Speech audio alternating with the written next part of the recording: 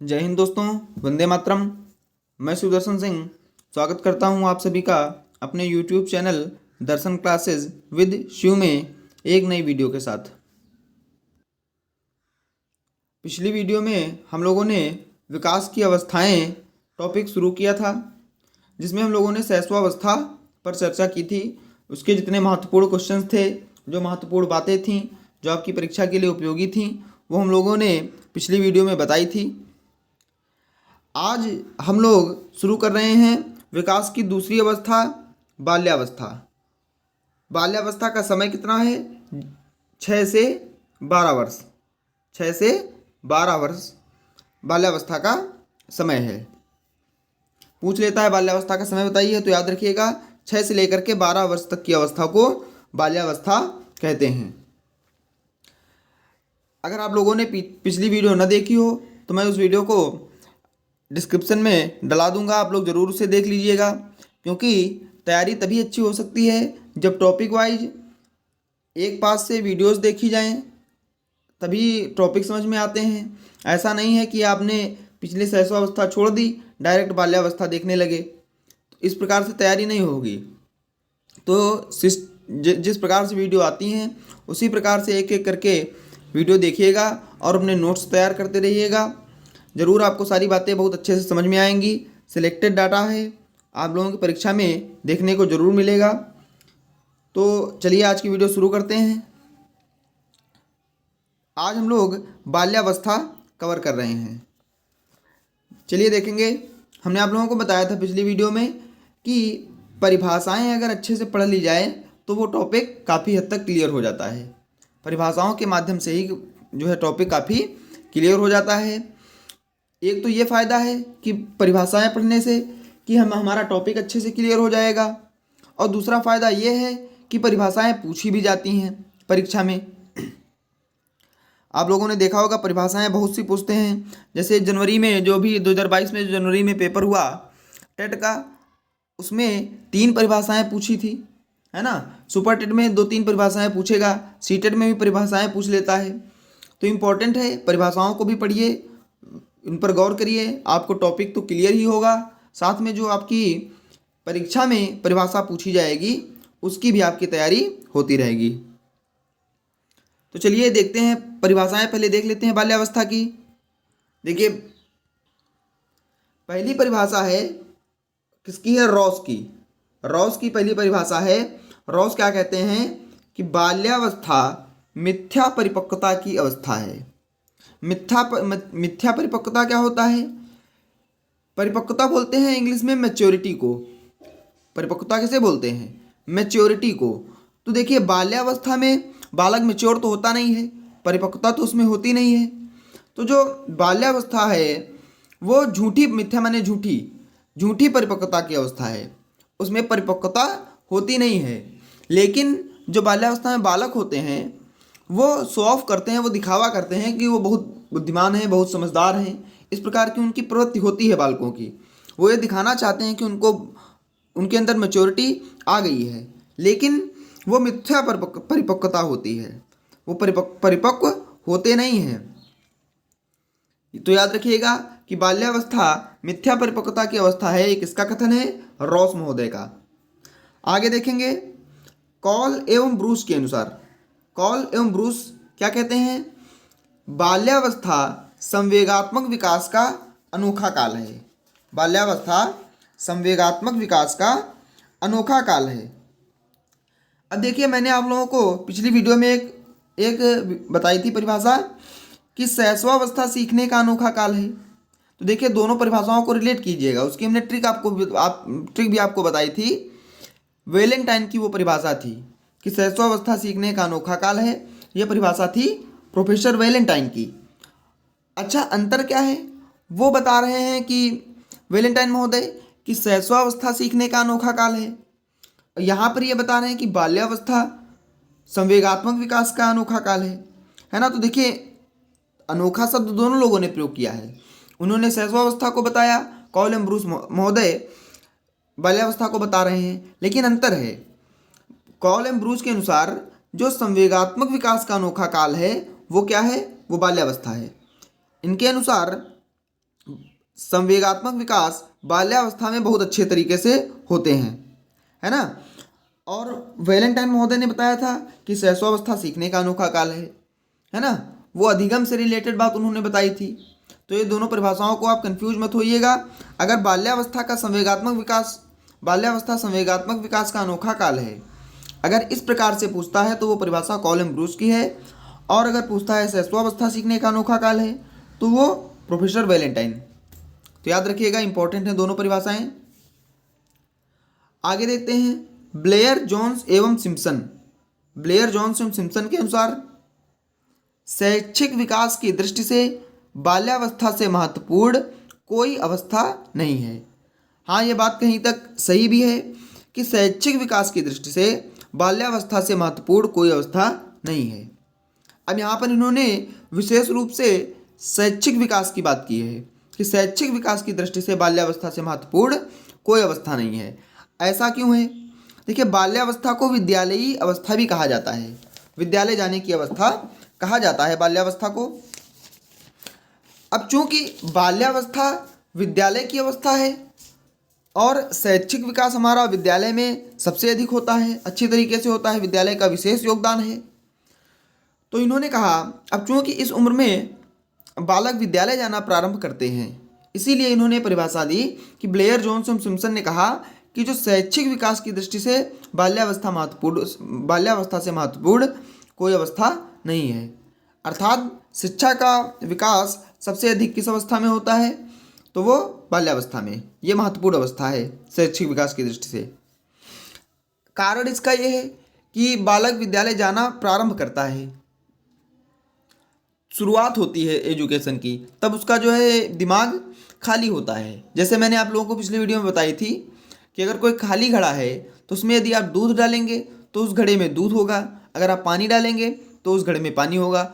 उसी प्रकार से बालक का मस्तिष्क खाली होता है और वो विद्यालय जाना जब प्रारंभ करेगा तो उसके दिमाग में जो बातें जैसी डाली जाएंगी उसके दिमाग में वैसी ही बातें रहेंगी, है ना।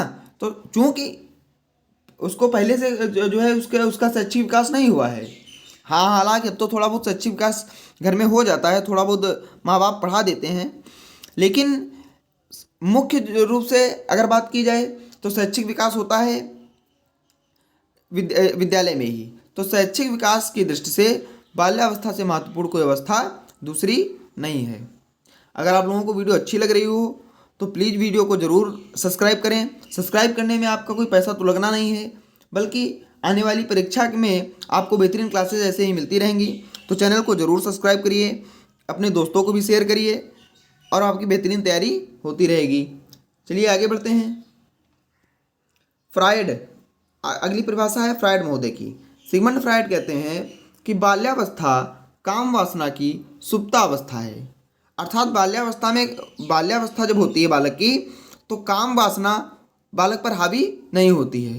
काम वासना सुप्त अवस्था में रहती है, काम वासना जागृत नहीं होती है। तो बाल्यावस्था काम वासना की सुप्तावस्था है। और एक बात याद रखिएगा कि काम वासना से रिलेटेड ज़्यादातर परिभाषाएं, ज़्यादातर मानना ये फ्रायड का ही है। अगर काम वासना से रिलेटेड कोई बात आती है तो आप लोग ज़्यादातर फ्रायड को ही प्रायोरिटी दीजिएगा। तो बाल्यावस्था काम वासना की सुप्तावस्था है, ये परिभाषा किसकी है? सिगमंड फ्रायड महोदय की। याद रखिएगा, आप लोग इस बात को, काम वासना से रिलेटेड ज़्यादातर जो है बातें फ्रायड की ही देखने को मिलेंगी। आगे देखेंगे अगली परिभाषा स्ट्रैंग की। स्ट्रैंग महोदय क्या कहते हैं? शायद ही कोई ऐसा खेल हो जो 10 वर्ष का बालक ना खेल ले। अच्छा देखिए, 10 वर्ष का बालक ना खेल ले अर्थात बाल्यावस्था में ही बालक है ना। और आप लोगों को पता होगा कि बच्चों के पास तरह तरह के खेल हैं। पता ही नहीं है कि बालक क्या कौन कौन से नए नए खेल इजाद कर लेते हैं, नए नए खेल खेला करते हैं, नए नए खेल बना लेते हैं। तो शायद ही कोई ऐसा खेल हो जो 10 वर्ष का बालक ना खेले। ये बात बिल्कुल सही है स्ट्रैंग महोदय की कि चूँकि खेल में रुचि होती है बालकों की, तरह तरह के खेल खेला करते हैं। आप लोगों ने भी आपके यहाँ बच्चों को देखा होगा, जैसे एक होता है छूने वाला खेल, फिर छुपा छुपाई, इस प्रकार से न जाने कितने ही खेल हैं, है ना। बच्चे जो है नए नए खेल अपने बना लेते हैं। तो शायद ही कोई खेल हो जो 10 वर्ष का बालक ना खेल ले। स्ट्रैंग महोदय का ये कथन है। आगे देखते हैं बर्ट महोदय। बर्ट महोदय की परिभाषा देखते हैं। बाल्यावस्था में साहसी कार्यों एवं भ्रमण की प्रवृत्ति में वृद्धि होती है। अब बाल्यावस्था में जब बालक होता है, उसकी जो है उसके संवेगों को कंट्रोल करना बहुत बड़ा काम है। उसकी इच्छाओं को नियंत्रित करना बहुत बड़ा काम है। क्यों? क्योंकि वो जो है भ्रमण की प्रवृत्ति उसमें जागृत होती है। वो घूमना चाहता है, वो घर में कैद होकर के नहीं रुकना चाहता है, वो बाहर की ओर भागेगा। घर में उसको परेशानी महसूस होती है, वो ये महसूस करता है कि उसको घूमना है, उसको बाहर जाना है, उसको दुनिया देखनी है ना। इस प्रकार की उसकी भावनाएं चलती हैं। तो जो बाल्यावस्था है, अच्छा साहसिक कार्यों, अब चूंकि कोई भी कार्य हो उसके अंदर परिपक्वता नहीं है, इतनी उसके पास जानकारी नहीं है कि किस कार्य को करने में क्या फ़ायदा है, क्या नुकसान है। बस वो तुरंत ये फैसला कर लेगा कि नहीं, हमको ये करना ही है, हमको ये करना है, कैसे भी करना है ना। तो साहसी कार्यों की प्रवृत्ति और भ्रमण की प्रवृत्ति बाल्यावस्था में होती है। ये कुछ परिभाषाएं थी, इम्पोर्टेंट हैं, इनको ज़रूर आप लोग नोट कर लीजिएगा और उनको एक बार रिवाइज ज़रूर कर लीजिएगा अच्छे से, तो आपको टॉपिक भी समझ में आ जाएगा और साथ ही साथ आपकी परीक्षा के लिए परिभाषाओं की तैयारी भी अच्छी हो जाएगी। चलिए आगे देखते हैं।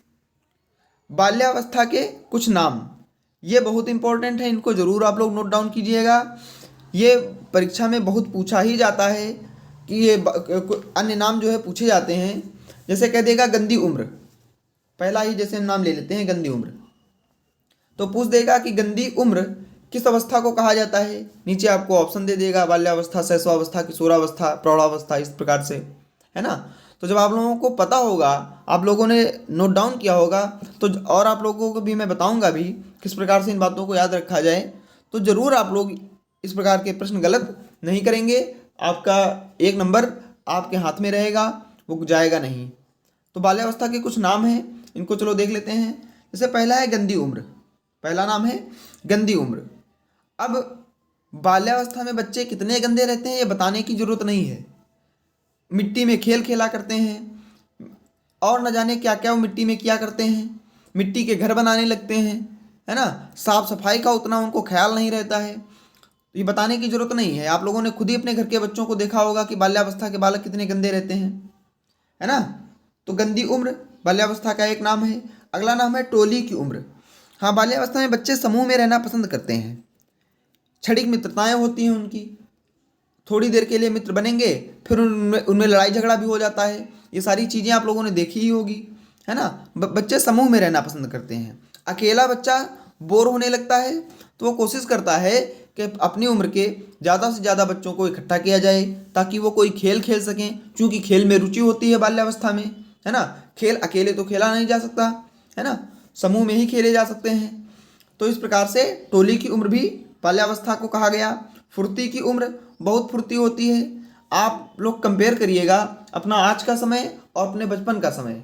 आप खेल खेलते थे, दौड़ भाग वाले, है ना, आप खूब दौड़ लेते थे, है ना, आप लोग परेशान नहीं होते थे, सांस नहीं फूलती थी। और आज आप लोग दौड़ के देखिए, आपकी थोड़ी देर दौड़ने में सांस फूल जाएगी, आप थक जाएंगे, उतनी फुर्ती नहीं रहेगी। तो फुर्ती की उम्र बाल्यावस्था का ही नाम है। विद्यालय की उम्र बताने की आवश्यकता ही नहीं है, क्योंकि मैंने पीछे बताया भी कि बाल्यावस्था में बालक विद्यालय जाना प्रारंभ करता है, इसलिए विद्यालय की उम्र बाल्यावस्था को ही कहा जाता है। इंपॉर्टेंट है, याद रखिएगा। इसी प्रकार से खेलों की उम्र, जैसा कि आप लोगों ने पीछे हमने आपको एक परिभाषा भी बताई स्ट्रैंग महोदय की कि शायद ही कोई ऐसा खेल हो जो 10 वर्ष का बालक ना खेल ले। तो परिभाषा से ही ये सारी बातें क्लियर हो गई कि खेलों की उम्र बाल्यावस्था ही होगी। अब भ्रमण की उम्र, ये भी मैंने आपको पीछे परिभाषा में बताया कि बाल्यावस्था में साहसिक कार्यों एवं भ्रमण की प्रवृत्ति में वृद्धि होती है। तो भ्रमण की उम्र भी कौन सी होगी? बाल्यावस्था होगी। देखिए परिभाषाओं से कितना कुछ क्लियर हो जा रहा है। आगे देखेंगे तीव्र जिज्ञासा की उम्र, ये बहुत इंपॉर्टेंट है। तीव्र जिज्ञासा की उम्र बाल्यावस्था में बालक में होती है। वो सब कुछ जानना चाहता है, बालक सब कुछ जानना चाहता है। वो न जाने कितने ही आपसे प्रश्न करेगा कि ये क्या है, क्यों है, कैसे है, किस लिए है ना। इस प्रकार के प्रश्न आपसे बालक करेंगे और एक बात है, यहाँ पर अभिभावक की भी जिम्मेदारी होती है कि अगर बच्चे प्रश्न कर रहे हैं, वो जानना चाह रहे हैं, तो उनको सही जानकारी अभिभावक के द्वारा दी जाए ताकि बालक का समुचित विकास हो सके। बच्चों की जिज्ञासा को कभी ये कोशिश नहीं करनी चाहिए अपनी तरफ से कि अगर बालक की जिज्ञासा है तो उसको मार दिया जाए, है ना, उसको डांट दिया जाए। ऐसा नहीं है, वो जितने प्रश्न करे उतनी अच्छी बात है। और बाल्यावस्था में बालक की प्रवृत्ति होती है जिज्ञासा होती है बालक के अंदर। वो क्यों, क्या, कैसे, कब, इस प्रकार से प्रश्न भी बहुत सारे पूछता है, उनके जवाब भी देना चाहिए अभिभावक को। इम्पोर्टेंट है ये बात भी। तीव्र जिज्ञासा की उम्र बाल्यावस्था का ही नाम है। जीवन का निर्माण काल, अब जीवन का निर्माण काल भी बाल्यावस्था का ही नाम है, क्योंकि यहीं से बालक जो है समाज में प्रवेश करता है ना, वो समाज में प्रवेश करता है, विद्यालय में प्रवेश करता है, अपने भविष्य का निर्धारण करता है। तो जीवन का निर्माण काल किस अवस्था को कहा गया है? बाल्यावस्था को। ये मूर्ति चिंतन, ये गलत लिख गया है, मूर्त चिंतन की उम्र होती है। बालक जो कुछ सामने देखता है वही उसी पर वो विचार करता है। उसका दिमाग ऐसा नहीं है कि वो उन बातों को भी सोच सके जो उसके सामने है ही नहीं, है ना। इन बातों को वो नहीं अमूर्त बातों को नहीं सोच पाता है बालक, है ना, कि ये वो कल्पना नहीं कर पाता है कि कहीं पर नदी है, वो झरना, नदी बहुत खूबसूरत लग रही है, जैसे कभी लोग कल्पना कर लेते हैं अमूर्त चिंतन, है ना। तो ऐसा बालक में नहीं होती, ये बात बालक में नहीं होती है। बाल्यावस्था में मूर्त चिंतन की उम्र होती है। वो सामने देखेगा कोई चीज़, मान लीजिए वो सामने टीवी देखेगा तो उसी के बारे में सोचेगा, उस पर चर्चा करेगा, उसी के बारे में प्रश्न पूछेगा। तो मूर्त चिंतन की उम्र बाल्यावस्था होती है। समलिंगी उम्र, अब समलिंगी प्रेम होता है बाल्यावस्था में। बालक के प्रति आकर्षित रहते हैं, बालिकाएं बालिकाओं के प्रति आकर्षित रहती हैं। विषमलिंगी की भावना बाल्यावस्था में नहीं होती है। तो ये बाल्यावस्था के कुछ नाम थे, सारे इंपॉर्टेंट हैं, इनको जरूर आप लोग अपनी कॉपी में नोट कीजिएगा। अगर वीडियो अच्छी लग रही हो तो वीडियो को जरूर लाइक कीजिएगा, चैनल को जरूर सब्सक्राइब कीजिए ताकि आने वाली वीडियो आप तक पहुंचती रहे आपकी परीक्षा की बेहतरी के लिए। चलिए आगे देखते हैं बाल्यावस्था की विशेषताएं। अब बाल्यावस्था की कुछ विशेषताएं हैं, इन पर भी चर्चा कर लेते हैं। इनसे भी प्रश्न पूछता है, बाल्यावस्था की विशेषताओं से भी। वो लिख देगा कि शारीरिक विकास धीमा होता है किस अवस्था में, आपको ऑप्शन दे देगा 4, है ना। तो आप लोगों को पता होना चाहिए शारीरिक विकास कब धीमा होता है, कब तेज होता है ना। बाल्यावस्था की उम्र की जो विशेषताएं हैं वो क्या हैं, वो आप लोगों को पता होनी चाहिए। तो चलिए देख लेंगे बाल्यावस्था की विशेषताएं।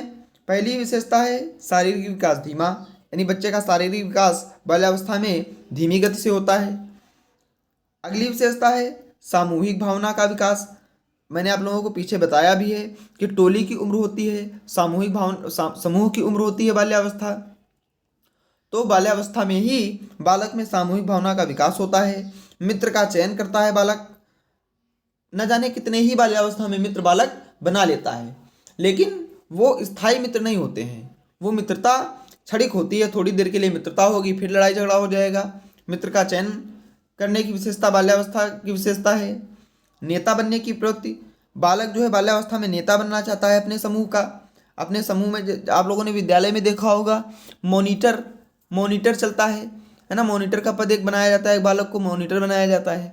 तो इसी जो है नेता बनने की प्रवृत्ति को देखते हुए विद्यालयों में ये व्यवस्था है कि बच्चे को मॉनिटर बनाया जाता है, नेता बनने की कोशिश करता है बालक। अब आप लोग खुद ही सोचिए, बच्चे जो है खेल रहे हैं, कोई खेल रहे हैं समूह में, है ना। तो उसमें एक ऐसा बालक जरूर होता है जो पूरे उस समूह को कंट्रोल करता है ना। वो निर्देश देता है कि इस प्रकार से किया जाए, इस प्रकार से ये खेल खेला जाए, इस प्रकार से ये काम किया जाए, है ना। तो नेता बनने की प्रवृत्ति बाल्यावस्था में होती है। संग्रह की प्रवृत्ति, ये आप लोगों को हंसी आएगी कि न जाने बच्चों को देख करके ऐसी बेकार की चीज़ें बच्चे अपने पास संजो करके रखते हैं। आप अपने घर के बच्चों को देखिएगा, उनके पास ऐसी चीज़ें मिल जाएंगी जिनकी कभी आप लोगों ने कल्पना नहीं की होगी। संग्रह की प्रवृत्ति होती है बालकों में। टूटी फूटी चीज़ें जो उनको घर से, जब घर की जो कुछ रिटायर चीज़ें हैं वो आपको उनके पास मिल जाएंगी। तो संग्रह की प्रवृत्ति बाल्यावस्था की ही विशेषता है, याद रखिएगा। नैतिकता का उदय, अब नैतिकता का भी उदय होता है नैतिकता का उदय ऐसे होता है कि समाज में बालक प्रवेश करता है बाल्यावस्था में, विद्यालय में उसका प्रवेश होता है, अपने घर से निकलता है बालक, है ना। तो बाहरी लोगों से इंटरेक्शन होता है। तो नैतिकता का भी उदय बाल्यावस्था की ही विशेषता है। आगे देखेंगे, जिज्ञासा सबसे तेज। मैंने आपको पीछे बताया कि जिज्ञासा की उम्र होती है बाल्यावस्था। बिना उद्देश्य भ्रमण, अब बालक कोई उद्देश्य नहीं है। अब बाल्यावस्था में बालक का क्या उद्देश्य होगा आखिर भ्रमण करने का? कोई उद्देश्य नहीं होता है। अच्छा, जब हम लोग बड़े हो जाते हैं तब अगर हमको मान लीजिए कहीं जाना है, तो कहीं जाना है तो उसके पीछे कोई ना कोई कारण होता है, तभी तो आप जाएंगे। मान लीजिए आपको किसी शहर जाना है, तो आपको कोई काम होगा तभी आप शहर जाएंगे। ऐसा नहीं है कि बस बैठे हैं, गाड़ी उठाई और चल दिए शहर की तरफ, ऐसा नहीं होता है। लेकिन ये विशेषता बाल्यावस्था की होती है कि बिना उद्देश्य भ्रमण, कोई काम नहीं है लेकिन बालक घूमते रहते हैं, बिना उद्देश्य भ्रमण करते रहते हैं। अगली विशेषता, स्वीकृति पाने की इच्छा। स्वीकृति पाना चाहता है बालक, हर काम के लिए अपने माता पिता की वो रजामंदी चाहता है, उसको कोई मना ना करे, उसको लगता है कि जो वो कर रहा है सही कर रहा है, उसको कोई रोके या टोके ना। तो स्वीकृति पाने की इच्छा होती है। खेलों में रुचि होती है बाल्यावस्था में। काम वासना शांत होती है, मैंने पीछे आपको बताया ही है। फ्रायड महोदय ने इस पर तो बहुत ग्रंथ लिख दिए, काम वासना, यही काम वासना से रिलेटेड। खोखली मित्रता होती है, मित्रता में स्थायित्व नहीं होता है बाल्यावस्था में, मैंने आपको बताया। क्षणिक मित्रता होती है बाल्यावस्था में, तो खोखली उम्र होती है, खोखली मित्रता होती है बाल्यावस्था में। प्रतिस्पर्धा की भावना होती है, बहुत इंपॉर्टेंट है ये भी। प्रतिस्पर्धा की भावना होती है बच्चों में। बच्चे जो है देखते हैं कि हमसे अगर कोई आगे जा रहा है ना, तो उसको हम कैसे टक्कर दें, खेल में उसको हम कैसे हराएं, इस प्रकार की भावनाएं बच्चों में होती हैं। सारी बातें बाल्यावस्था की हैं। प्रतिस्पर्धा की भावना भी बाल्यावस्था की प्रमुख विशेषता है। तो चलिए, आई होप आप लोगों को वीडियो अच्छी लगी होगी। अगर वीडियो अच्छी लगी हो तो ज़रूर वीडियो को लाइक कीजिए, हमारे चैनल को ज़रूर सब्सक्राइब कर लीजिए ताकि आने वाली क्लासेस आप तक पहुंचती रहें, और अपने मित्रों को भी शेयर करिए ताकि उनको भी जो है फ़ायदा मिल सके। चैनल को ज़रूर सब्सक्राइब कर लीजिएगा, क्योंकि आप जब सब्सक्राइब करते हैं तो आगे और काम करने के लिए हमें मोटिवेशन मिलता है। तो चलिए वीडियो को ही समाप्त करते हैं, मिलते हैं नेक्स्ट वीडियो में। तब तक के लिए टेक केयर, बाय बाय।